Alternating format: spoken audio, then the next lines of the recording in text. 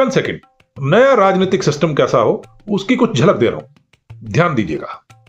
दिल्ली में भाजपा जीती चुकी है, इसे वोट मिले हैं 46%, लेकिन 46%, 60% जो वोट मिले उसमें से टोटल वोट शेयर तो भाजपा का 28% ही है।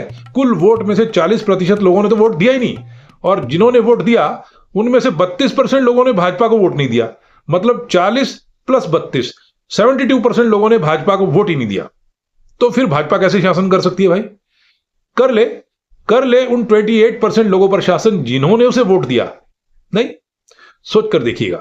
असल में ये एक या दो बार की बात ही नहीं है, ये कोई अपवाद थोड़ा ना है, हमेशा ही ऐसा होता है। लगभग 40% लोग वोट कर ही नहीं रहे। इन 40% नॉन वोटर्स के नॉन वोट को भी गिना जाना चाहिए, और इन नॉन वोटर्स को ध्यान में रखते हुए नोटा जैसा कुछ लाया जाना चाहिए।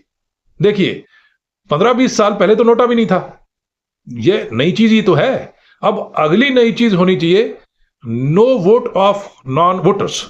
नोटा तो बेकार है, नोटा सिर्फ उम्मीदवारों को खारिज करता है, सिस्टम को खारिज नहीं करता।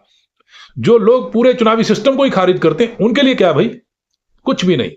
तो मैं व्यवस्था को खारिज करता हूं, इस व्यवस्था को, और नो वोट पर भी विचार करने के लिए कह रहा हूं।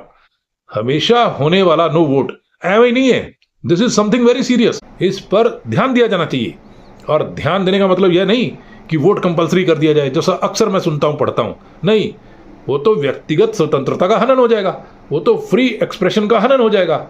नहीं, करना यह चाहिए कि लोग जो वोट नहीं दे रहे उसके कारण को समझना चाहिए, और कारण समझते समझते मेरी समझ यह है कि आप ये देखेंगे कि आपका वर्तमान लोकतंत्र है ही नहीं, और निवारण करते करते आप पाएंगे कि जो नया लोकतंत्र खड़ा हुआ वो वर्तमान लोकतंत्र से बिल्कुल जुदा है।